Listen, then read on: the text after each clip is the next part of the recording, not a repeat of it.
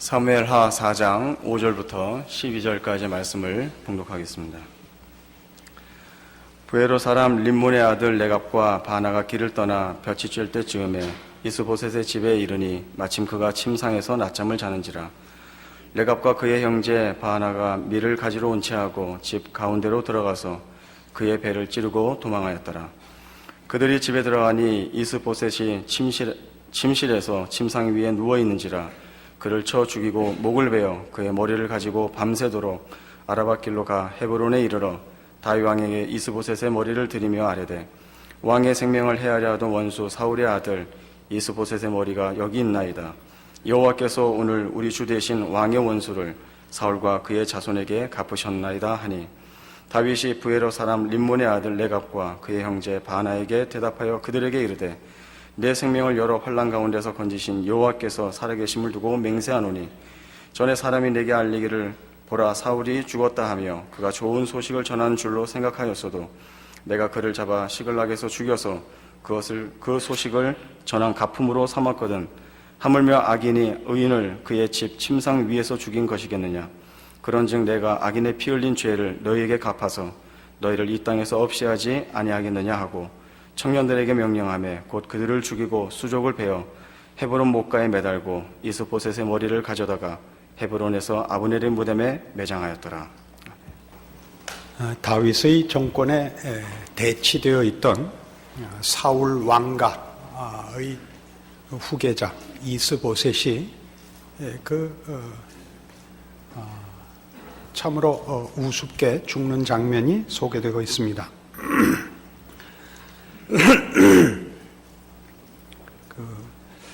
군 지휘관 중에 있는 형제 바나와 레갑이 이스보셋을 죽이고 그 목을 잘라다가 다윗에게 갖다 바쳤다고 되어 있습니다.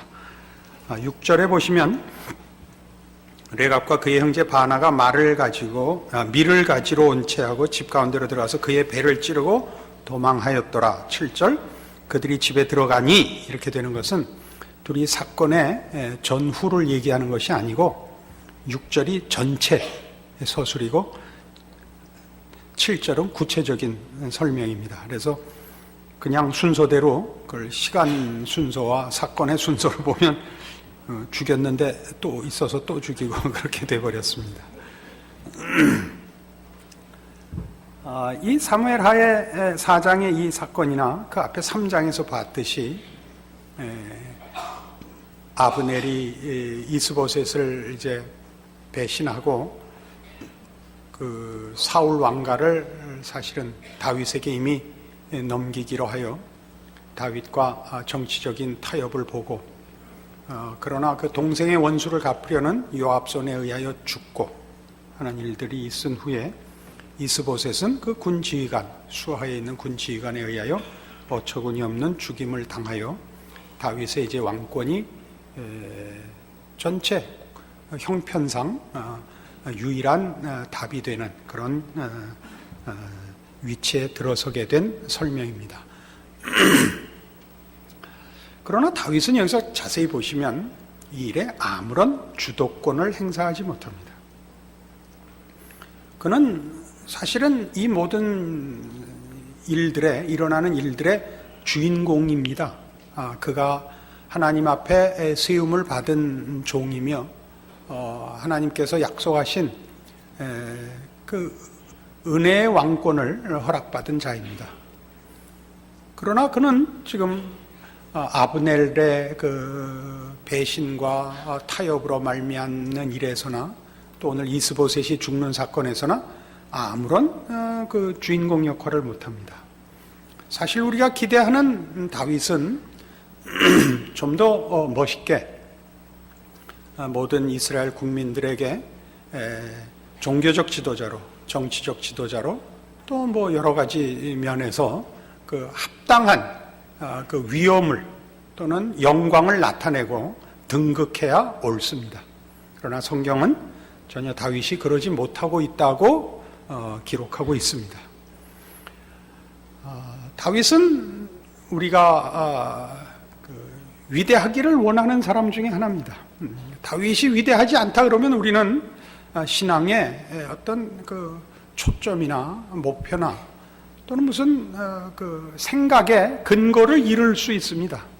우리의 신앙의 대표적인 편견은 또는 오해는 신앙적으로 훌륭한 사람이 되는 것이고 그 훌륭함 속에 다윗은 손가락에 꼽히는 모델입니다. 그러나 성경은 다윗을 그렇게 그리고 있지 않다 하는 것입니다. 가장 중요하게 다윗의 생애를 지켜보면서 우리가 물어야 하는 물음, 그리고 아마 다윗도 스스로 질문하고 있을 물음은 이겁니다. 골리앗을 물리쳤던 신앙의 효력은 왜 지속되지 않는가? 이게 중요한 하나의 질문일 것이고, 또 하나는 뭐 비슷한 것입니다마는 하나님께서 나를 왕으로 세워놓고 왜 이렇게 살게 하시나 하는 것입니다. 둘 다 뭐 비슷한 거지만 조금 다른 시각을 가지고 이렇게 나눠서 우리 모두가 다윗의 생애를 좀 성경적인 의도에 관심을 기울여야겠고, 그리고 동일하게 우리의 신앙 현실을 점검해 봐야 합니다. 우리 중에 누구도 감격 없이 예수를 믿는 사람은 없습니다. 예수를 믿는다는 신앙 고백은 참으로 비교할 수 없는 감격이며 분명한 자기 이해가 있습니다. 우리는 모두 그 감격과 자기 이해 속에서 단호하게 그리고 기꺼이 우리의 생애를 하나님 앞에 헌신합니다. 그런데 그 다음은 다 흐지부지합니다. 그게 현실입니다. 이 문제에 대하여 다윗의 생애가 사실 우리에게 필요하고 또 성경이 그런 우리의 신자들의 현실 생활이 갖는 의미를 답하고자 하는 것입니다. 서두에도 말씀드린 바와 같이 신앙이 훌륭해지는 것이 싸움이고 훌륭해지는 모델로 성경의 위인들이 그 증인으로 그 모델로 서 있다라고 얘기하면 쉽다면 쉽습니다만은 여태껏 쭉 계속해서 말씀하다시피 그러면 십자가와 은혜가 설 자리를 잃는다 이렇게 말씀드렸습니다. 그러면 이렇게 지금 제가 여러분에게 제안하는 식의 이런 의문, 이런 어떤 다른 생각이 성경적인 지지를 받는가? 라는 것이 이제 큰 질문거리가 되죠. 성경적인 지지를 받습니다. 그 대표적인 내용이 이런 식의 제가 여러분에게 다윗의 생애를 설명하는 식의 그런 내용이 욥기의 주제입니다. 욥기가 어떤 내용을 갖고 있는지를 다 아는 것으로 하고 아주 간략하게 설명을 드리겠습니다. 여러분이 잘 아시는 대로 욥은 경건한 사람입니다. 아무런 흠이 없는 사람입니다. 그래서 저는 복을 받고 살고 있었습니다. 그는 말하자면 하나님의 특별하신 보호와 은총 속에서 자연적인 혜택 또는 사회적인 혜택, 종교적인 혜택을 받고 있는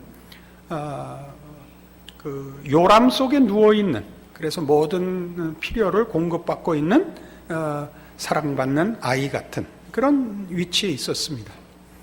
그러나 어느 날 사탄이 하나님의 존전에 나아갔다가 하나님께 이런 꾸중을 받습니다. 너는 왜 그 모양이냐? 제가 어때서요? 욥을 봐라. 말하자면 이렇게 된 겁니다. 그러니까 사탄의 대답이 아니 잘해주는데 누가 좋게 굴지 않겠습니까?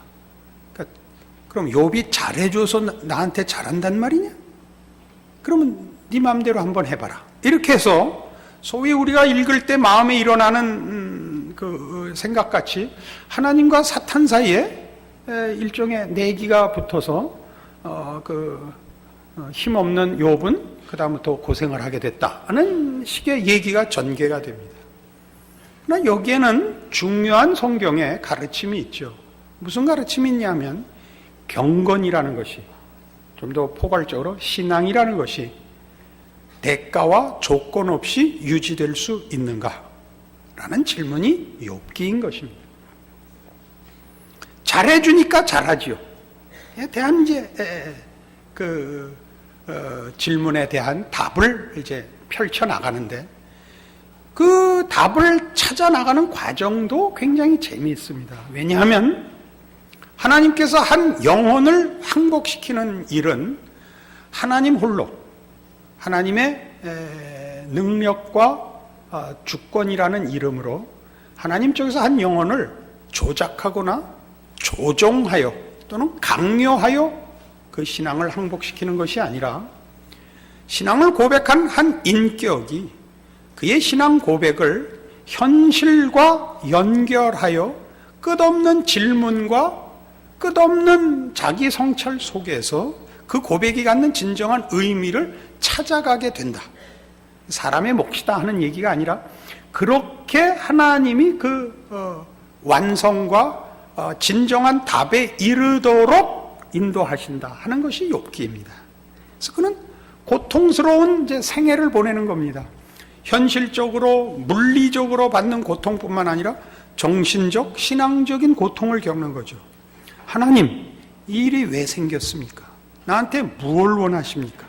이렇게 시작하는 질문으로 이제 욥의 여러 회의와 갈등과 일종의 시험까지 이제 다 토로되는 것이죠. 그러니까 우리의 신앙이라는 것은 지금 다윗의 생애에서 보는 바와 같이 골리앗을 물리칠 때의 기계와 확신으로 다 끝나는 것이 아니다 그런 얘기입니다. 그것이 현실 속에서 다 그것으로 모든 문제가 해결되지 않는 것을 인하여 다윗은 지금 자기 확신과 자신이 없습니다. 그는 어찌해야 될지 모르는 것을 여러 곳에서 지금 드러내고 있습니다. 오늘의 본문에서도 나중에 바나와 레갑을 처치하지만 그런 분명한 문제에서는 자기 신앙이 적용이 되기도 하고 판단이 분명한데 나머지에서는 답을 못할 게 많다는 것을 압니다. 거기서 그는 어찌해야 될지를 모르는 모습으로 나타납니다. 바로 그 어찌해야 될지 모르는 거기를 알아야 합니다. 그는 더 진지하고 더 노력하는 것으로 가는 것이 아니라 신앙 고백이 갖는 진정한 내용과 그 차원과 그 가치를 하나님이 요구하시는 차원으로 진정한 의미로 진전시켜 나가야 됩니다. 그것을 우리는 마가복음 10장에서 이렇게 만납니다.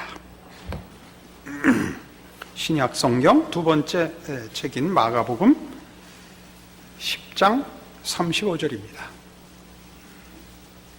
세베대의 아들 야고보와 요한이 주께 나와 여짜오되 선생님이여 무엇이든지 우리가 구하는 바를 우리에게 하여 주시기를 원하옵나이다.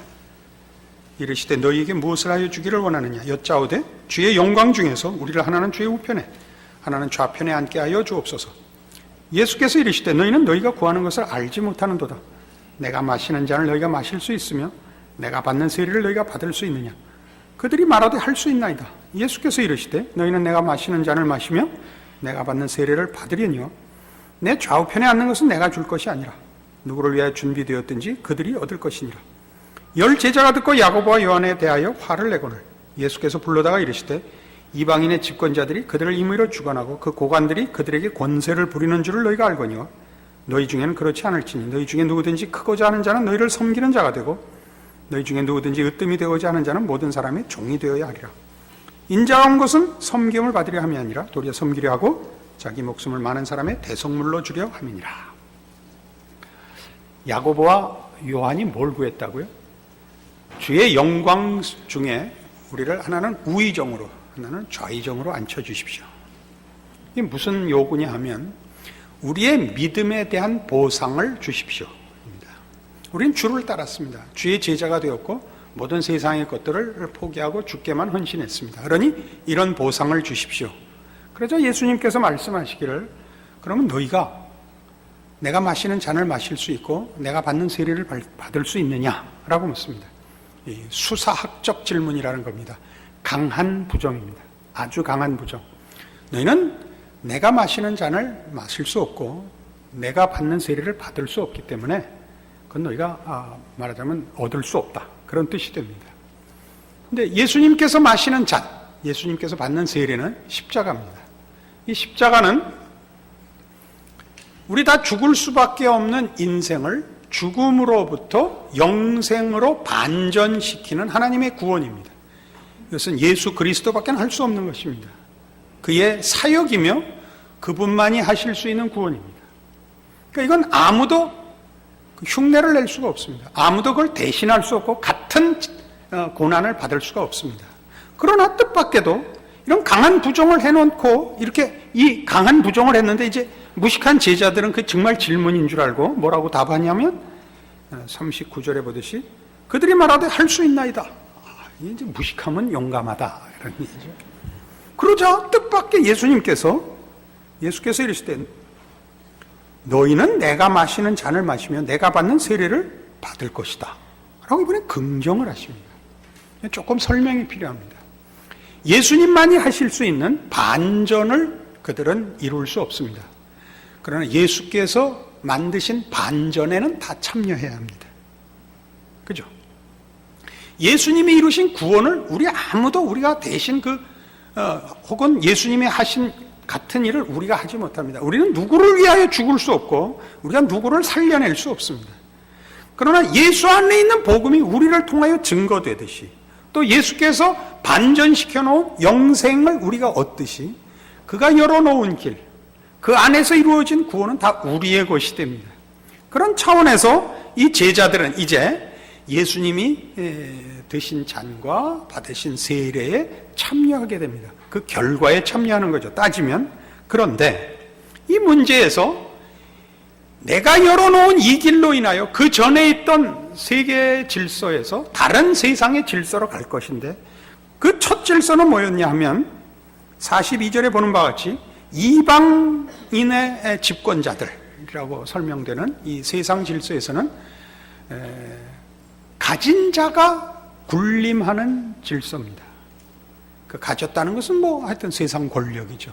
재산일 수도 있고 세상 권력일 수도 있고 지식일 수도 있습니다. 가진 자가 군림하고 못 가진 자가 그 밑에 수하에서 섬겨야 되는 질서라면 예수님이 이루신 영원한 나라는 그렇지 않다는 겁니다. 43절 너희 중에는 그렇지 않을지니 너희 중에 누구든지 크고자 하는 자는 섬기는 자가 되고 으뜸이 되고자 하는 자는 종이 되어야 한다. 나는 섬기러 왔다. 난 죽으러 왔답니다. 그러니까 제자들에게 뭘 가르치시느냐 하면 너희 신앙의 대가는 군림하는 것으로 허락되지 않고 섬기는 것으로 허락되리라. 이런 얘기가 됩니다. 그러니까 우리 모두가 예수를 믿는 문제에서 다 같이 현실적 좌절을 겪는 부분이 여기입니다. 어떤 현실적 좌절을 겪느냐 하면 주여 제가 주가 누구인지 압니다. 이제 내가 예수를 믿어서 누구라는 사실도 압니다. 내 생애를 바칩니다. 내가 세상을 섬기겠습니다. 땅끝까지 가겠습니다. 그러니 내게 건강을 주시옵소서. 내게 지식을 주시옵소서. 내게 기회를 주시옵소서거든요. 그러니까 어떻게 섬기겠다는 거예요? 가진 것을 나누겠다는 거죠. 군림하여 섬기겠다는 겁니다. 군림하여. 그러니까 성경의 답은 뭐냐면 밑에서 섬기려는 거죠. 가지고 섬기는 것이 아니라 밑에 들어가 섬기려는 것입니다. 무슨 말인지 알아들을 리가 없다 라는 생각을 설교 준비를 하면서도 했습니다. 그래서 또 하나의 본문을 찾읍시다. 히브리서 5장 356페이지 신약성경입니다. 히브리서 5장 7절 그는 육체에 계실 때 자기를 죽음에서 능히 구원하실 이에게 심한 통곡과 눈물로 간구와 소원을 올렸고 그의 경건하심으로 말미암아 들으심을 얻었느니라.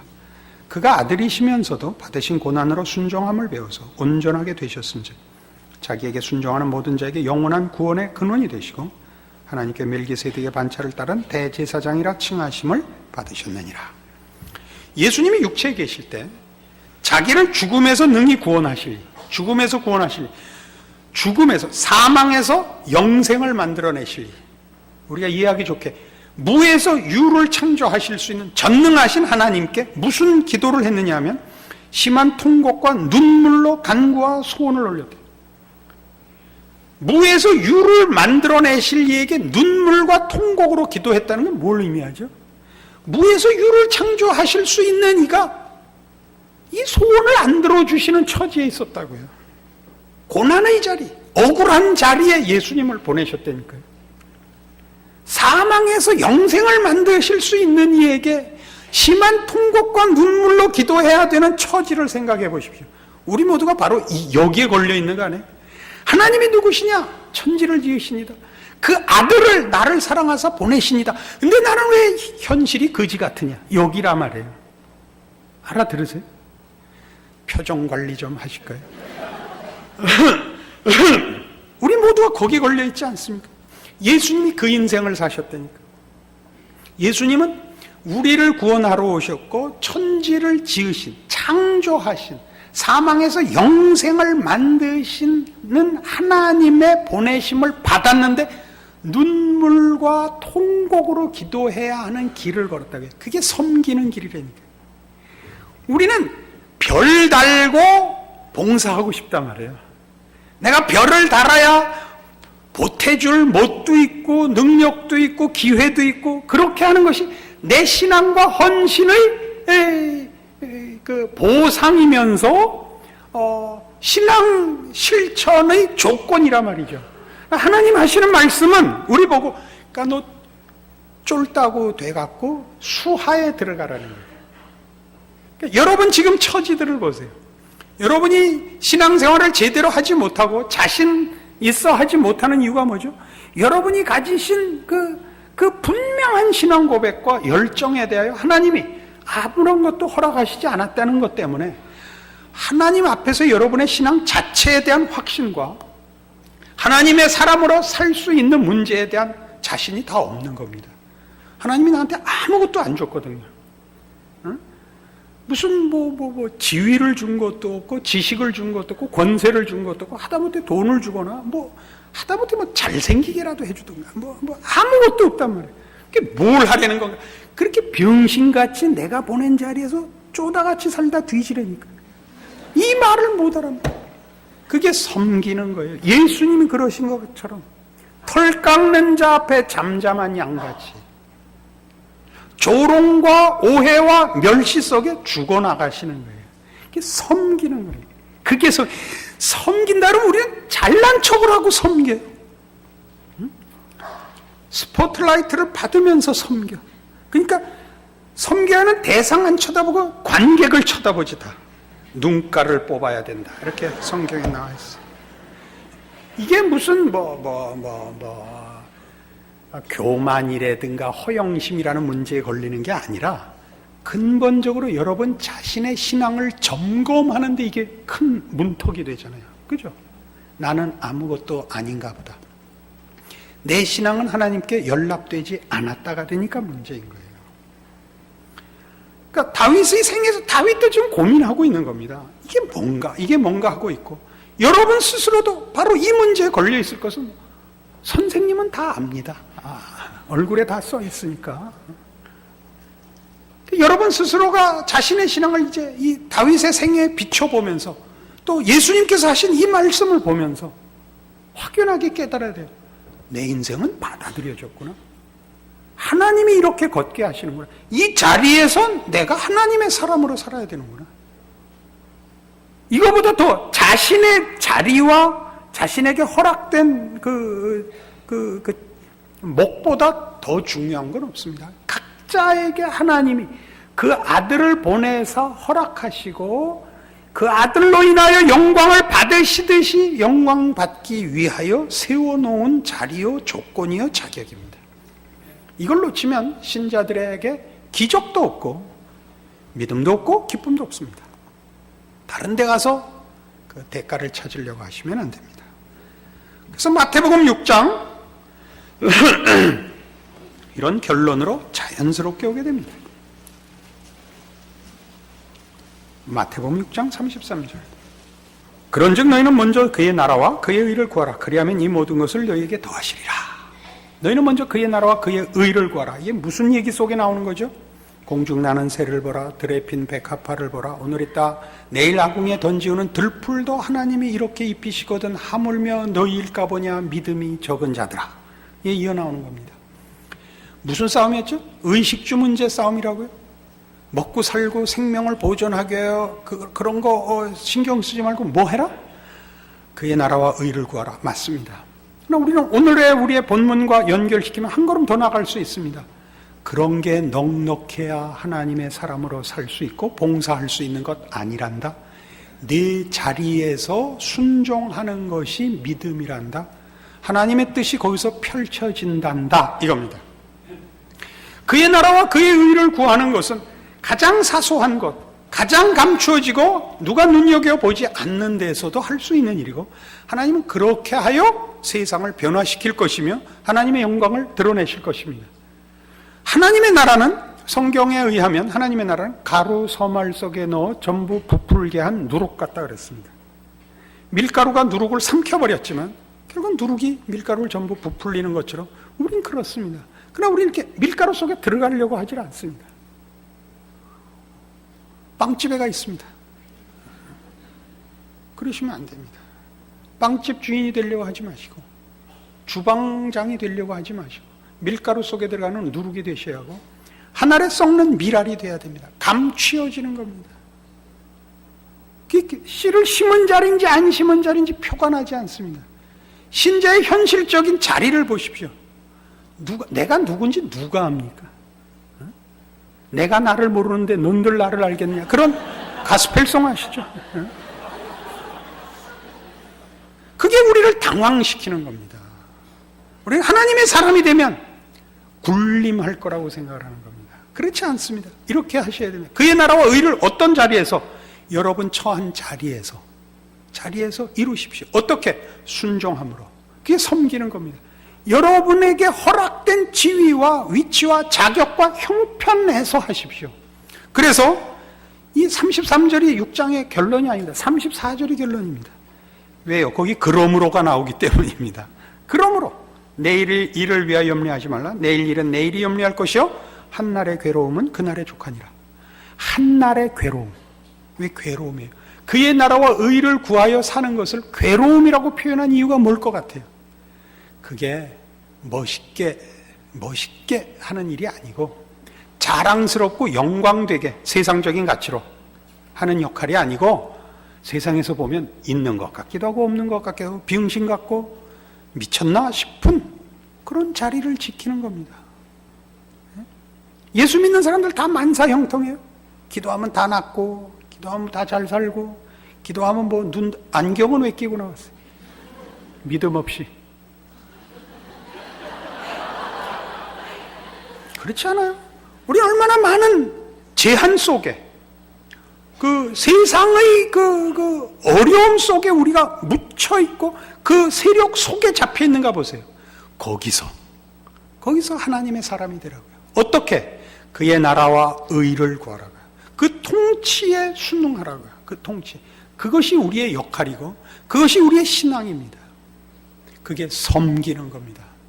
하나님은 그걸 원하십니다. 우리는 섬길 줄 모르고 굴림하려고 합니다. 그러니까 스스로 괴롭고 세상도 괴롭고 스스로의 신앙도 확인할 길이 없습니다. 자랑만 넘칩니다. 각자가 자랑할 것이 자기에게 있는 줄 아셔야 됩니다. 여러분의 신앙 고백의 영원함과 그 신앙 고백의 내용을 허락하신 하나님의 함께 하심이 여러분 모두에게 충만하다는 것을 확인하는 그 복된 인생을 사시는 여러분 되십시오. 기도하십시다. 하나님 아버지 은혜를 감사합니다. 하나님의 자녀로 사는 것은 세상의 눈으로 알 수 없는 신비한 것입니다. 하나님을 모시고 사는 것이요, 하나님의 영광이 드러나는 것이요, 하나님의 기적이 이루어지는 그 수족으로 사는 것입니다. 이 인생 허락받았으니 충성하게 하옵소서, 겸손하게 하옵소서, 인내하게 하옵소서, 그리고 승리하게 하옵소서. 예수님 이름으로 기도합니다. 아멘.